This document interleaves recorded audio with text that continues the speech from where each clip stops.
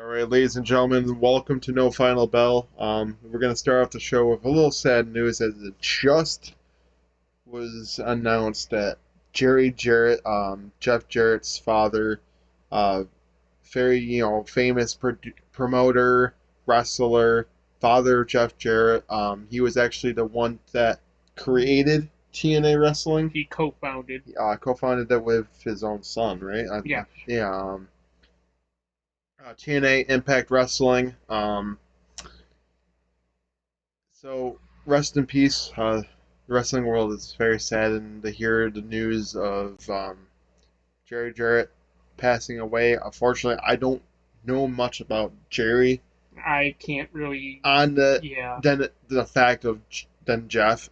Um, Jeff Jarrett has learned a lot from his father being a promoter, helping run Impact Wrestling. Yeah. While his father was off doing other ventures and stuff like that. So we are all saddened, of course. The one thing I do know about Jerry Jarrett is he gave a lot of like up and coming wrestlers a spotlight. So people like Sean Waltman, Jerry Lynn, um, but you know he was mainly like Memphis territory. So um, I know that he was like kind of in a way an integral part of that docu series on Vice hmm for the what was it called, Death of the Territories, something like that, where they would like where it was like a round table and everybody would like share stories of their time in like the territories before they ultimately like got bought out by Vince McMahon. So, but regardless, very sad news of what happened to Jerry Jarrett. Yeah, it very well is very sad, honestly, to see that he has passed on. Rest in peace, Jerry Jarrett. I would assume what that means is that Wednesday, which is supposed to be an eight-man tag team match involving Sanjay Dutt, Jeff Jarrett, Jay Lethal, and Satnam Singh. I would assume that that's probably not going to happen anymore, or it's going to be without Jeff Jarrett. It's probably going to be a six-man tag team match instead of Yeah, eight-man, probably. as Jeff Jarrett is going to, be there with He's his gonna mourn. family and mourn the Yeah, loss of his dad. So it's very sad that, like again, I wish there was more I could say about this. I really wish I could. I just not much I know about Jerry Jarrett. right. So, on that note, we're gonna go a little more positive note, um, and go on to the promotion that that Jerry and Jeff both helped create it and Yeah. co-found together. So, as always, Marty, start us off with Impact Yes. Talk before we get to AEW Dynamite and Rampage. So we start off this episode with Matt Cardona. He enters the building. The people are like, "Wait, wait, wait! Who are you?" And Matt Cardona's like, "Are you serious, bro? Like, I'm in the main event. Like, you know." Initially, they gave him Joe Hendry's like locker room and the whole scheme of things. He had the shrimp cocktail and all that stuff, and then or the cocktail, like whatever, cocktail shrimp, whatever it was. And then when they found out, like, oh wow, this is a great way to treat Matt Cardona, and they were like, oh, you're Matt Cardona? Oh, we have a separate locker room for you. Come follow me. And they send him to the storage closet initially. Um, so and then with that, we get on to the first match of the evening. Brian Myers versus Dirty Dango is a qualifying match for a number one contenders fatal four way match at No Surrender to which Brian Myers beats Dirty Dango. And then we get backstage with Deonna Purrazzo and Giselle Shaw. The director of Authority, Santino Marella, has confirmed that at No Surrender it will be Deonna Purrazzo versus Giselle Shaw. And now we have more backstage. Trey Miguel claims to be done with Crazy Steve, but Crazy Steve seems to not be done with Trey Miguel as he splatters Trey's logo with blood. Could this lead to a match between the two at No Surrender for the Activision title? We haven't gotten anything confirmed yet, but I would assume that we get more on this upcoming episode of Impact. So we have our next match of the evening. Mickie James and Tommy Dreamer beating the Good Hands, Jason Hotch and John Schuyler. And then after the match, Bully Ray attacks Tommy Dreamer with the help of Masha Slamovich, who attacks Mickie James ahead of their clash at No Surrender. Which, yes, those two are competing for the Knockouts World Championship. Our next bit of in-ring action, Jordynne Grace beats Steph DeLander in her Impact debut, and I mentioned that last week. WWE fans, or I guess I should classify it more as NXT fans, because they're a very niche audience. NXT fans will remember Steph DeLander as Persia Parada. So yes, I mentioned how initially he was sent to the storage closet for his dressing room. Now Matt Cardona has been sent out to the parking lot to change.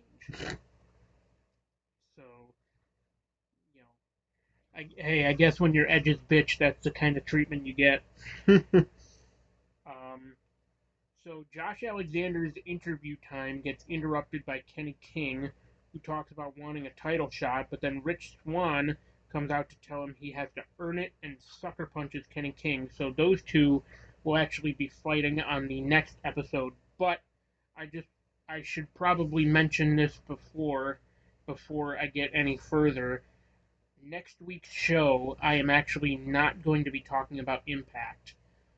So the week after Impact will come back, but it will be No Surrender talk. So any tapings, like any news of like what happened during the tapings, I won't be able to tell you guys because I'll be talking this upcoming week about New Japan's Battle in the Valley, and then, like I said, next week, or I should say the week after that, will be No Surrender. So, um, but yeah, so this upcoming episode of Impact will be Rich Swann and Kenny King, but um, just know that I am not going to be covering it. So then we get more in-ring action. Death Dolls beat Taylor Wilde and Killer Kelly, and then after the match, Father James Mitchell comes out to put a hex on Rosemary, in which the Hex women's tag team of Allison Kay and Marty Bell from the NWA beat down the Death Dolls. It is safe to say that they are now in Impact, which is a really good move for them. Not for nothing, I hate to bash on the NWA, but like that company is just going down. It's going down big time because like the the current plan it looks like for the world title picture seems to be Tyrus and Aaron Stevens. And in that case, why even bother? I hate to say it, but um, so we we've learned that at No Surrender, it will be Bullet Club with Kenta. The Go to Sleep Club arrives in Impact Wrestling to take on Time Machine in a trios match at No Surrender. That's big. That's very big.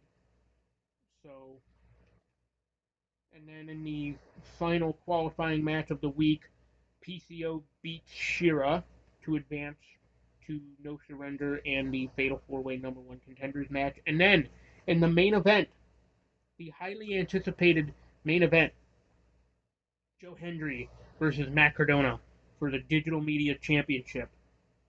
Joe Hendry beats Matt Cardona, but then Moose comes out after the match to spear Matt Cardona, although he was aiming for Joe Hendry.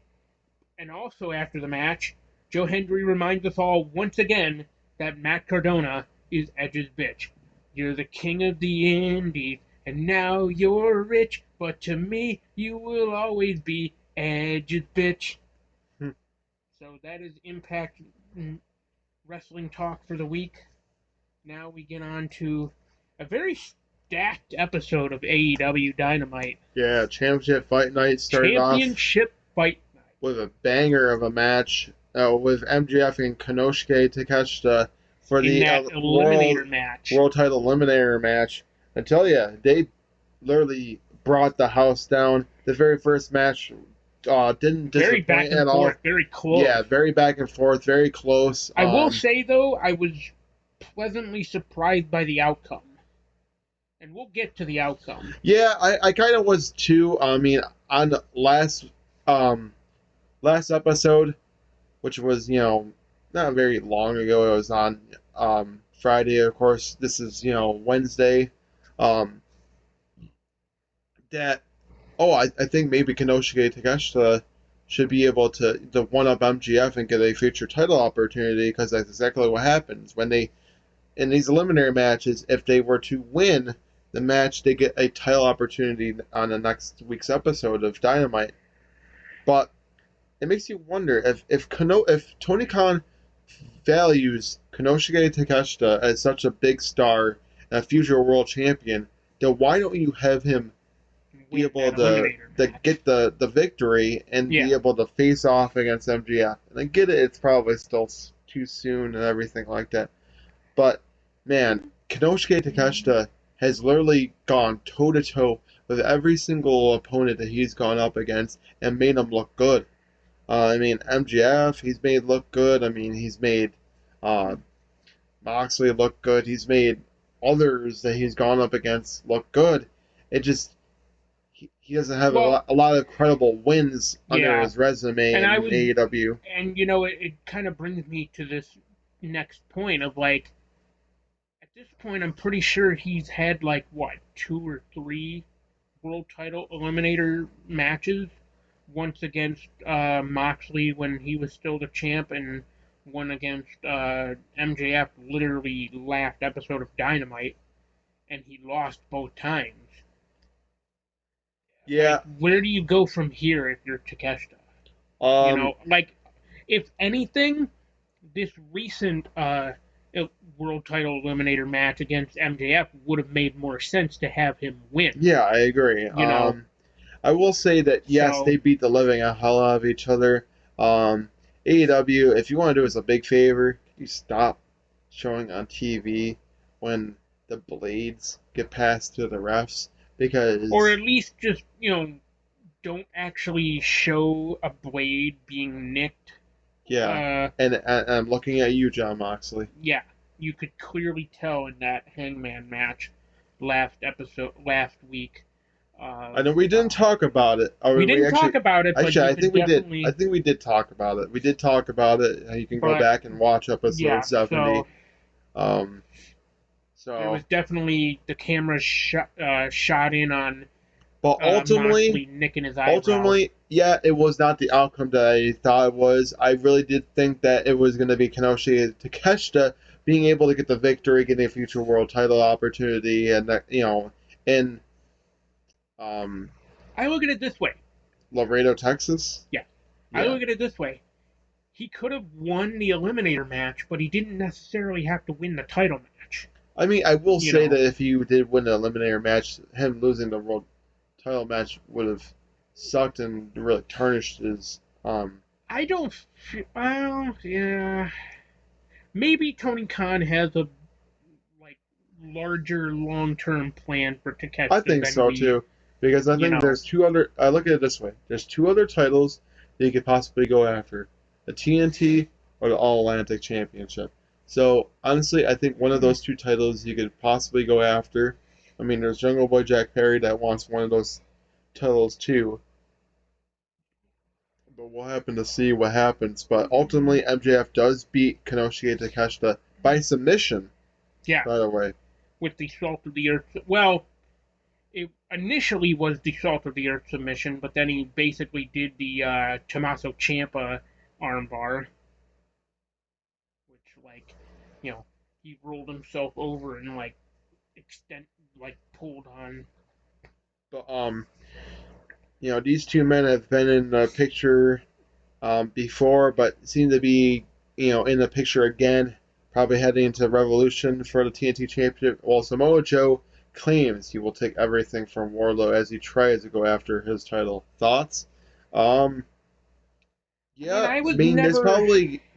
probably safe to say yes. He might actually Yeah, be able to really beat the living crap out of but the Wardlow. But thing is, I was never really on board with their first encounter and well, just in general, their feud never really kicked off to begin with. So, like, I'm just not a fan of this feud that's brewing. I So mean, I hope there's gonna be a big payoff at the pay per view. That's all I'm saying. I'm sure there will be, and I But hope it's yeah, not going to I'm be just not a Wardlow winning yeah the title back, because it's almost like you've kind of yeah, lost all kind of faith into the TNT Championship. I and mean, it's you sad. had a good run with when Samoa Joe was the champion. Then when Darby won it, that he was actually going to defend it every single week, and then you gave the title back to Samoa Joe, and then it was like I'm thinking in my mind is like, what's next? Wardlow winning it back? Like, I just don't know what's the big payoff with a match like this. I mean, I would think that Samoa Joe retaining would make sense, but like, something tells me it's gonna be Wardlow that's gonna win it, and Yeah, then had that. and see that's where the problem lies right now with the TNT Championship is they're hot potatoing the title, and it's like why? Literally, like, what sense does it make to hot potato that Oh, championship? I don't understand either. I mean, Samoa Joe, I think can really do some damage to Wardlow and be able I to, look at it this put him way. to sleep I with a look at it coquina this way. clutch. So we'll see. I look at it this way. It's fine if you want to have these wrestlers having multiple reigns or second reigns with the TNT Championship, but don't hot potato it. You know, like do what you did with Cody when he became a two-time champ. Although I guess you could argue that his second reign was kind of hot potatoed also.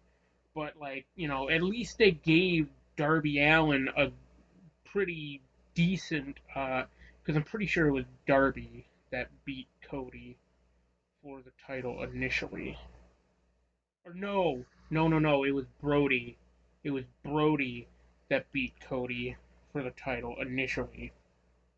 Then they gave the title back to Cody, which that was kind of a hot potato thing. I mean, say what you will I mean, about that, I will but yeah, say it's kind of sad when we still talk about a guy that's now in WWE being probably one of the better TNT champions of AEW, yeah, because he actually brought meaning to the TNT Championship. He defended it every single week. He actually he had some had open pretty challenges. he had some pretty lengthy reigns with Yeah, the TNT not to Championships. mention, like I said, he had open challenges where you saw a brand new face come in. That's, with Cody's open challenges, you saw the likes of Warhorse, Eddie Kingston, Ricky Starks before they got signed. So, who else was there for his open challenges? I mean, I guess it also But helps that he either was way, the EVP and could probably help sign a lot of that talent, but still. he probably had a leg in, he probably had a lot of say in hey, we should sign this guy. But it was also probably Christopher Daniels himself, the EVP of Talent Relations. So, So I'm gonna get but on to the next match here. The yeah, I'm next sorry eliminator we're match. rambling a little bit. No, it's all right. I'm gonna get into the next eliminator match. Jamie Hayter faces off against the Bunny in another world champion, Yeah, and speaking of the women's world bunny, championship speaking of eliminator the match. bunny, yeah, she took a pretty nasty fall on her face from from a botched exploder suplex from Jamie Hayter. Yeah, so Jamie Hayter does beat the Bunny, but it kind of seemed like they had to rush to So the finish yes, because of that injury, which is a good thing by the ref noticing that. so yeah, and I'm pretty sure it was Turner that was the ref for that. Hmm. Like, say what you will about Paul Turner, but he reacts very fast when shit goes south in the ring. I mean, look at what he did during Hangman Page and Moxley, like that first encounter. I guess first encounter, right? I'm pretty I sure. think so. Either way, then with just recently, the Hater and Bunny thing. Right. So, which I am pretty sure a report came out that she may have either a concussion or a possible broken orbital bone. So, either way, here's hoping to a speedy recovery for the bunny. Um, Right. I you mean, hate to see things like that happen in the ring, but you know, it ain't ballet. So, that's very true. Yeah, the Bunny did unfortunately get hurt during the match, but hopefully it's just like something minor, not something major, where she has to go get surgery and be out for an extended amount of time. I mean, I know no like really haven't really seen her wrestle as often in 2023, but it still sucks to lose any kind of talent on the main on that roster. To be yeah. honest with you, so um, Saraya and Tony Storm have been a talk a lot on the show. I mean, they beat down Britt Baker um, on last week's episode of Dynamite. Well, they say well, the week prior, I mean, but last week's Dynamite, they say, well, we're taking over. Um, yeah, maybe the women's division, but the thing is like, what are you really truly taking over? Honestly, Yeah. um, other than beating down literally every single talent that's going on there. I mean, yeah, we'll talk about the match that's gonna be happening there with Saraya, Tony Storm, and Britt Baker. They're going to be having a triple threat match later on tonight, but No, I thought it was Ruby Soho and Tony Storm and then Britt Baker. oh, maybe that's what it Yeah. is. But who's to say that Saraya doesn't have anything to go on with that? So we go on to the next match, and we have the Guevara Garcia Gauntlet match. Ricky Starks pays no waste to Matt Menard and Angelo Parker, um, and then goes up against, well, it happened to be Daniel Garcia after all. Daniel Garcia is the man that Ricky Starks had to face last, and to big surprise, I really did think that Ricky Starks was going to get, to win a whole entire gauntlet and get a chance at Chris Jericho. No. Um, you know, Ricky Starks actually gets beaten in this gauntlet match, and I think it was actually Guevara that helped. Oh no! It was It was actually no, it was Jericho. Chris Jericho. He gave Ricky Starks the Judas effect Juice on the effect outside with the because mask he was in the on. crowd. Yeah, he was essentially Leocho. Yes. So he gives Ricky Starks the Juice effect and gets thrown back in the ring. Gets a 1, 2, 3 as Daniel Garcia and Jericho Appreciation Society beat Ricky Starks in the gauntlet. And, well, for now, Chris Jericho gets to avoid a match with Ricky Starks. Thoughts? Yeah, maybe on one, but I don't think he's going to truly avoid a match. I really do think that Action Andretti is going to be making a return sometime soon. I think you're gonna be Either that seeing. or what's more likely to happen is Ricky Starks like somehow is still like able to convince like either convince Jericho to give him a match at Revolution or earns a match against Jericho at Revolution because Right. it seems like that's pretty much what they're like doing with Ricky Starks and Chris Jericho is they're having like Chris Jericho basically put Ricky Starks through the ringer to like earn a match at the pay per view. So Yeah, I think that Ricky Starks is mm, gonna get his hands on Chris Jericho one way or another, whether it's in singles, whether it's in tag team. I think it's gonna be in tag team. Um, Maybe like late sex gods against Action Andretti or Ricky Starks. Who knows? But I think the real question though is when are we gonna get what is it called Lace Trace Sex Gods where it's Garcia, Jericho, Garcia and Garciaco or no Lace Trace Sex Gods.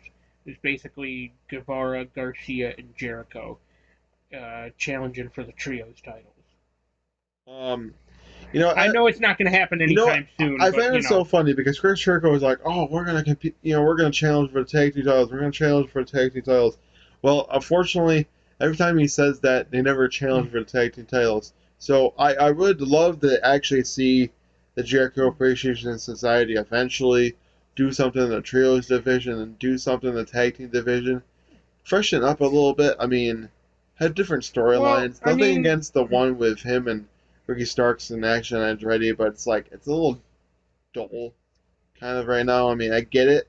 You want to have a nice storyline. You want to have Jericho, Ricky Starks being utilized in any way, shape, or form, but it's just like you could be doing other things right now with both men. Um, but I guess in the terms of heading into the storyline that they're telling right now and heading into the pay per view, yeah, I mean you could have either the singles match or the tag team match, but well, I look at it this way: is like, and it leads me to ask a really good question. When's the last time that Chris Jericho has actually held like tag team gold? it's been a while. It has been a while.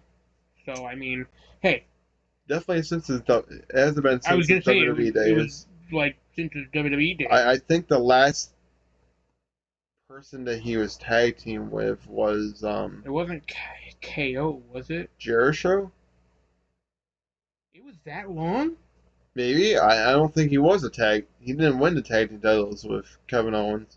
I don't think. Yeah, so it's No, definitely been a while. because when he was with Kevin Yeah, Owens, he was yeah, the only he United was only States United States champion. champion while Yeah, KO was the Universal I think champion. he hasn't won them since Jericho. To be honest with you, That would make a lot of I, sense I because I think after like that Jericho run, he went up the card in the main event as the world heavyweight champion, and then it was around that time that he started becoming more of like a he started doing more of a part-time schedule, only doing like live events here and there before eventually coming back into like a somewhat full-time, and then he won the US title in like 2016, had that short stint and had that brief run up until Mania 33. Then he lost it to KO.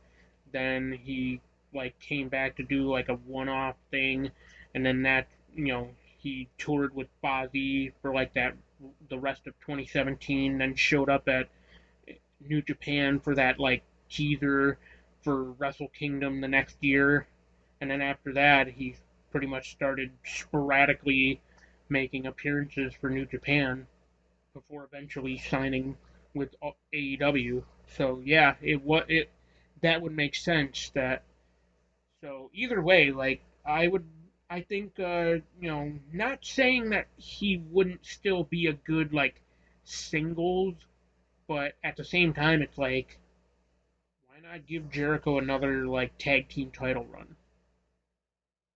who knows? But ultimately,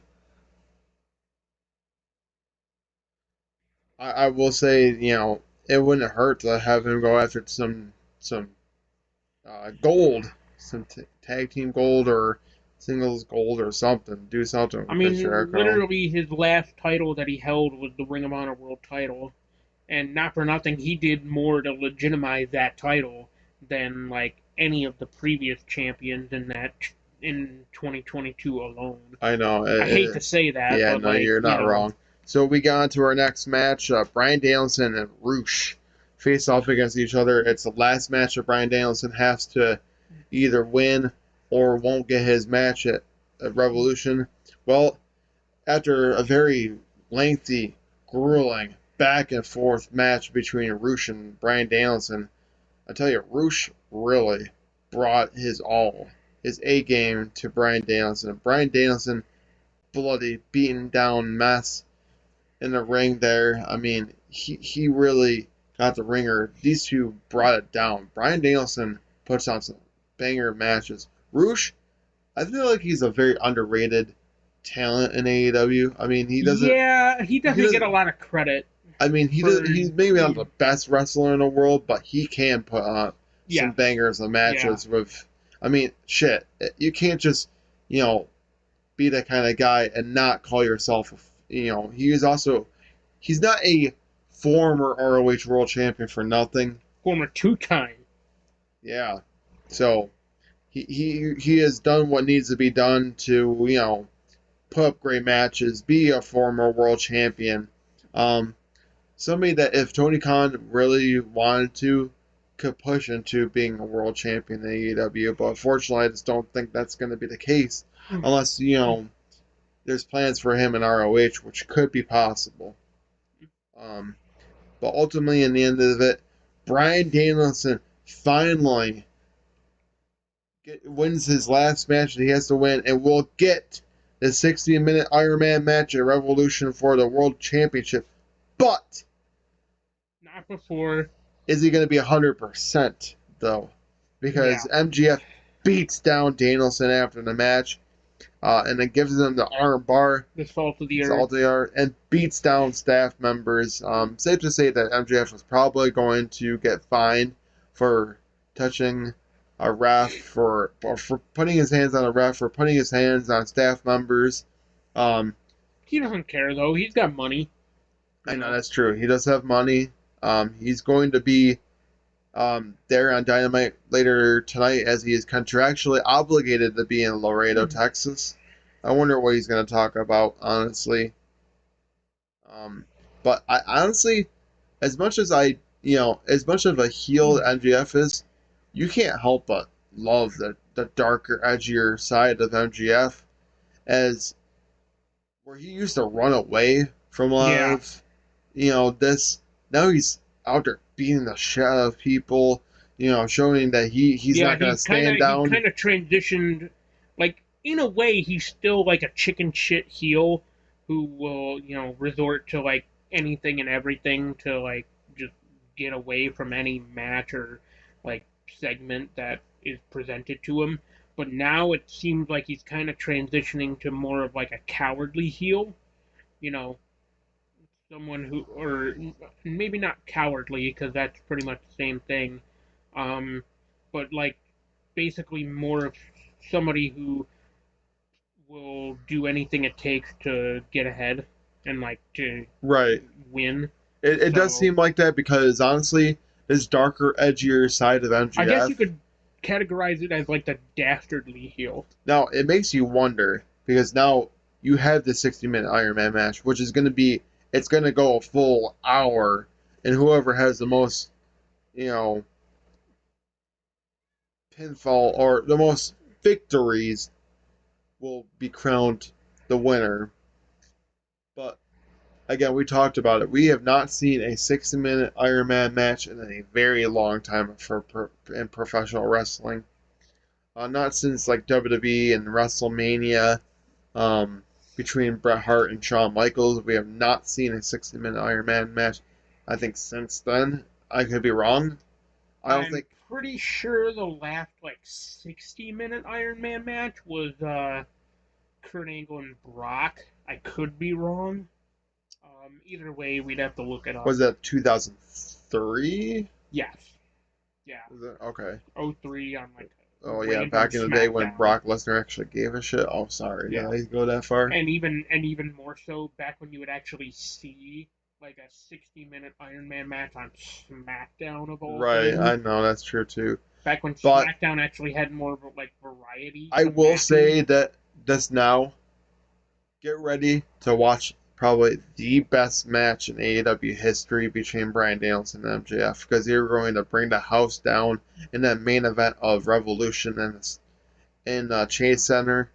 Yeah. Um, I'm hoping that match alone is going to bring a lot of fans because this is going to be it's a huge arena. You know, like at least maybe 12, 15,000 fit. You know, people could be in that arena alone. So I mean, it's not gonna be like a Dynamite Grand Slam where you're seating like over what is it like 60,000 or I have no whatever it is idea. in Arthur Ashe. But But ultimately, I think that this is going to be the one of the best matches in AEW history, especially for Revolution's sake. I think that we're going to get a banger of a match, and ultimately, I don't know what way it could go. Honestly, it could go Danielson, it could go MGF. It could go either way. Honestly, I look at it this like I'm kind of conflicted in terms of like what happens in that match because on one hand I would love to see Bryan Danielson get one more uh, run with a world title ultimately like before he retires, but at the same time I think it's too early to end MJF's reign.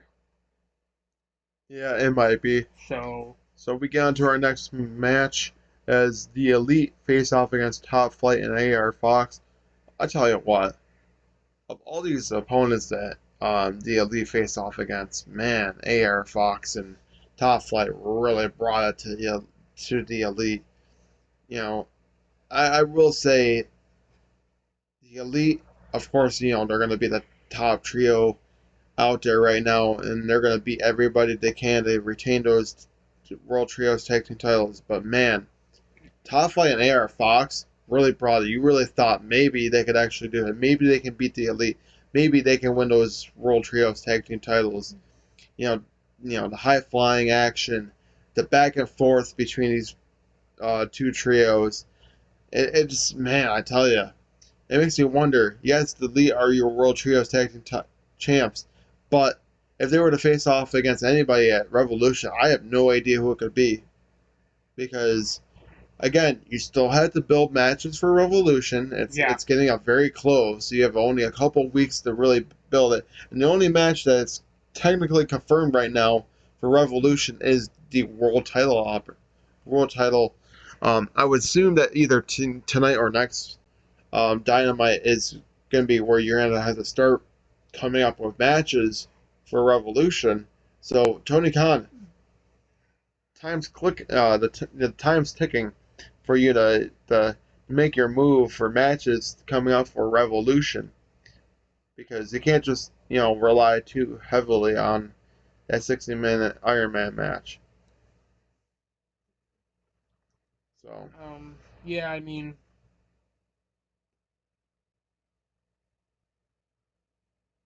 but yeah, so the Elite do retain and beat Top Flight and AR Fox after it's all said and done. I tell you, man, the Elite they bring every single match they got.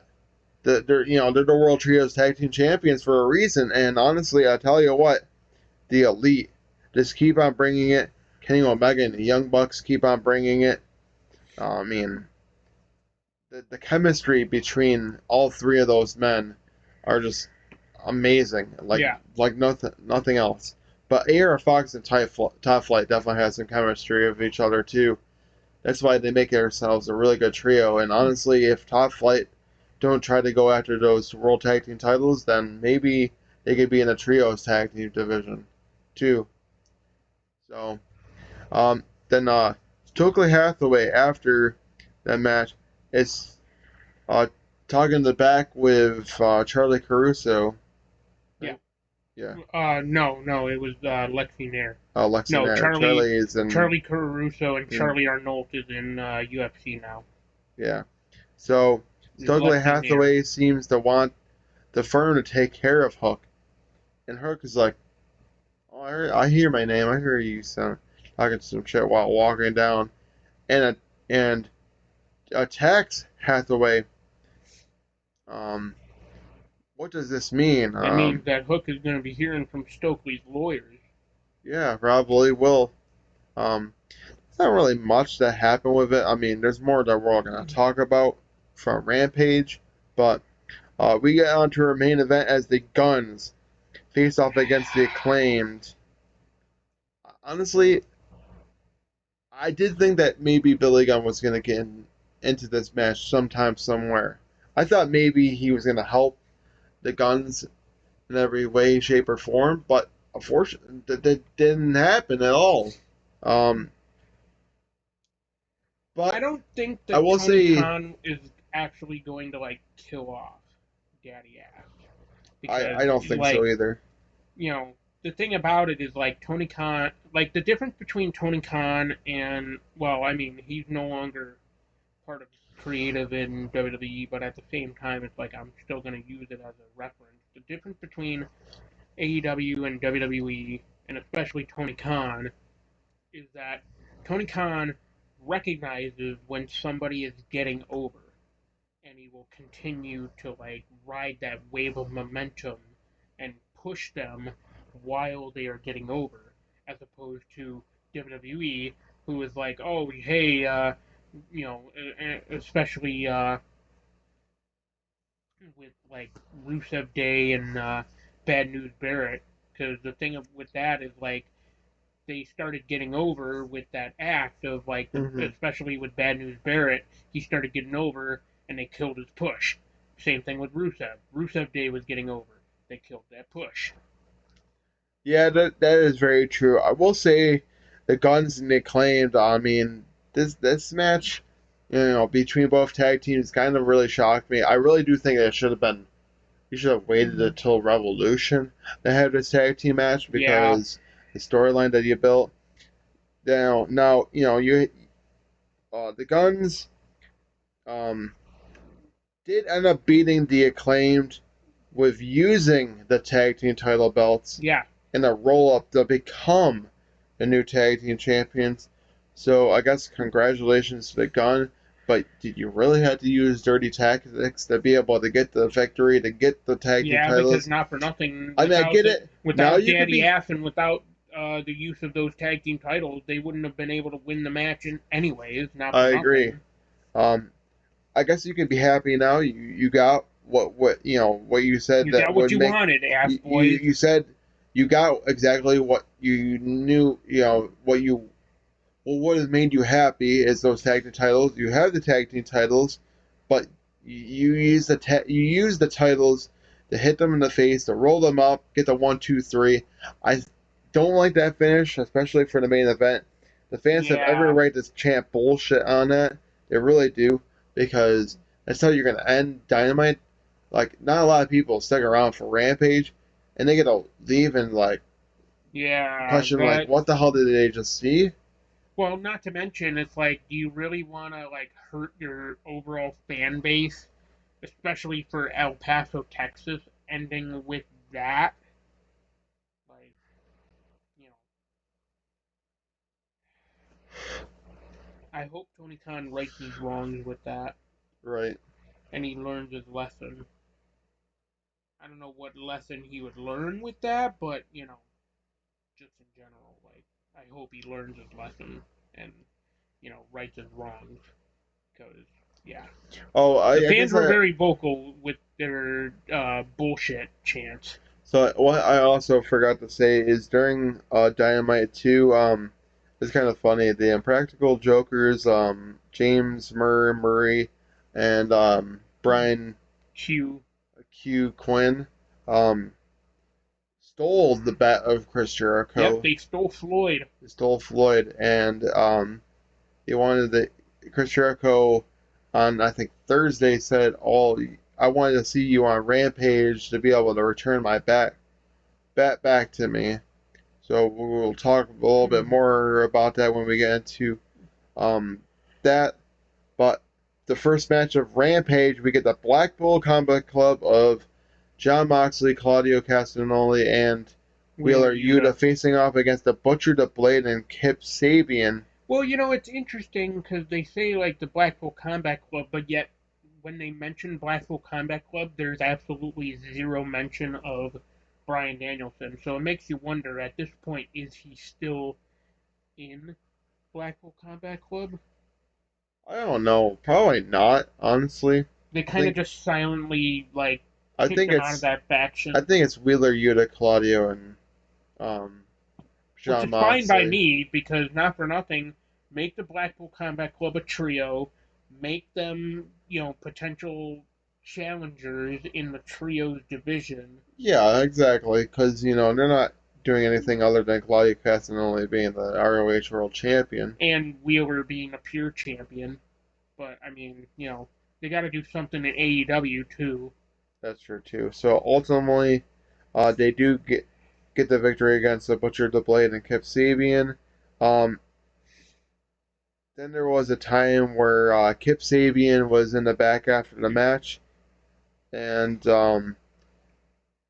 Adam Hangman Eventually, Page like was challenged, was yeah, was was pissed, about Jon Moxley, and then Kip Sabian's like, "Well, I was out there, just got beat by him, and you don't hear me whining like a little bitch." And then all challenges him, and it's official. It's going to be Kip Sabian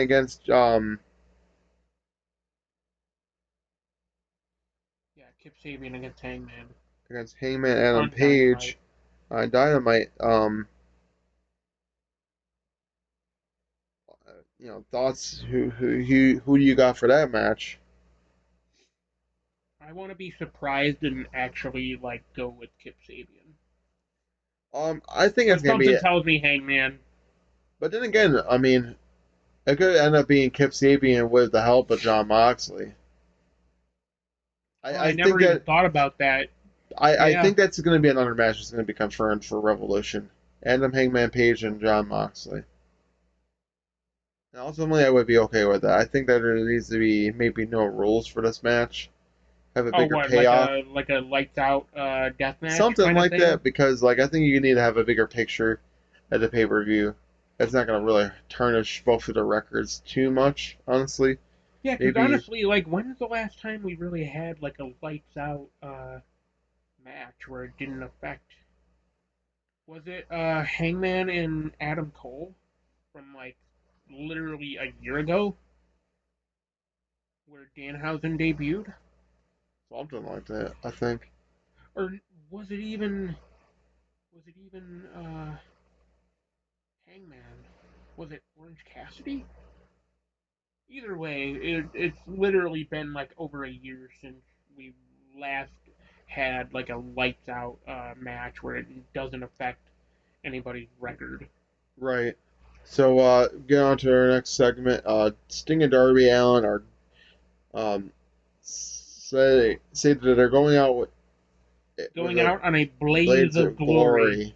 Um, not blade, blaze. Blades of Glory. Honestly, I don't know what that means per se I for have no Sting and idea what that Darby. means either. I'm Like, hoping it means that they're gonna be competing more as a tag team, maybe going after tag team gold or something like that, because that would be well, cool. it's interesting that you mentioned because when we met Darby Allen, I even said that to Darby, like you and Sting should go after the tag team titles. To which he replied, "That'd be cool." So So we'll see. Ricky Starks wants to take down a Jericho Appreciation Society one by one. Thoughts? he's Um, like I was saying earlier in the Dynamite discussion. I think ultimately what's going to happen is he's going to dismantle every single member of JAS until he gets to Chris Jericho. To which Chris Jericho will have no choice but to say, "All right, Ricky, you." Like either he'll say like you piece of shit or like you son of a bitch. I'll give you your match at Revolution. yeah, I can see that. I think That's going to make the most sense. I think he's going to literally having to take out them one by one to be able to get the Chris Jericho by himself, and hopefully, he doesn't have to worry about more of the members of Jericho Appreciation Society interfering in that match against Chris Jericho. Honestly, I'm okay with this match between Ricky Starks and Chris Jericho if it was to happen at Revolution because it makes sense in storyline. It makes sense that he has to really scratch and crawl the surface to be able to get that match against Chris Jericho. So I'm all for it. Um, Now, speaking of the Jericho Appreciation Society, Murr and Q come out. They return the baseball bat. Say, well, it was just an impractical joke. We're just joking It's around just a there, prank, Chris. bro. It's just a prank. We don't want to. We're all friends here, too. It's like, well, I'm not going to be the one that's going to retrieve it. My friends are going to be the one that's going to retrieve it. They get the bat. They set up a table. Put They put Q on a table and then they powerbomb Murr on top of Q to be able to break the table. Um, well, I mean, I don't think you had to go that far to get your baseball bat, but does it means that Jericho Appreciation Society is no laughing joke. There's going to be no team to take lightly heading into probably Revolution. Um, so Dustin Rhodes has had some Yeah, problems with Swerve Strickland, and now he doesn't want Swerve to tarnish the Rhodes family name and is coming for his blood and soul and wants both right now. And he's like, well, are we doing this right now? And then gets beaten down by the other members of the Mogul affiliates. And Swerve comes out and says he wants to face Dustin next week. Thoughts? Actually, I think it's going to be happening it is. Yeah, I on believe. Rampage. Is it I Rampage think or? no, I think it's going to be happening on Rampage. Yeah. Yeah, that would make sense because I haven't seen like a match graphic or whatever for So, Dynamite. So ultimately, I'm okay with this. Um, I don't get why you would have to have a rampage. You could probably leave it for the pay per view, but honestly, I guess I'm okay with Dustin being able to get the match against Swerve Strickland earlier with everything that's going on with that. But I hate to say it, Dustin, you better hope that you have some backup because you might go into the match and probably still get beat down by the Mogul affiliates after the match. So yeah, I'm hoping that Dustin. I'm really thinking what's going to happen is you're going to see a couple guys saving Dustin. I do not know who it's going to be, but ultimately I think you're going to see somebody teaming up with Dustin and saving him to be able to go after. Oh, actually, you know what? You could see. What if it's Brian Pillman Jr. and like somebody else? Because Brian Pillman Jr. is kind of that like second generation superstar that Swerve wants to go after. So what if it's like Dustin Rhodes, mm, Brian Pillman Jr. and like somebody else that's like something like a second generation superstar or something like that. I don't know exactly who else is in the AEW is, but I guess we'll find out. But honestly, I can see that happening. Um, so Ruby Soho beats Marina Shafir. There's not really anything more I can say yeah, about that. They seem like they kind of towed back and forth, but ultimately it was Ruby Soho that beats Marina Shafir. And then after the match, Britt Baker and Jamie Hayter come out and beat down Saraya and Tony Storm while Ruby Soho is in the ring. And then there will be a triple threat match between Tony Storm, I think it's Tony Storm, Saraya, and Ruby Soho, but um, maybe it's no, it's Tony Storm, Ruby Soho, and Britt Baker. yeah. Um, So I think in that match you're gonna see if what side Ruby Soho is gonna choose. Is she gonna choose the good side or is she gonna choose the bad side? Is she gonna team up with Tony Storm and Saraya or is she gonna team up with Britt Baker um and Jamie Hayter?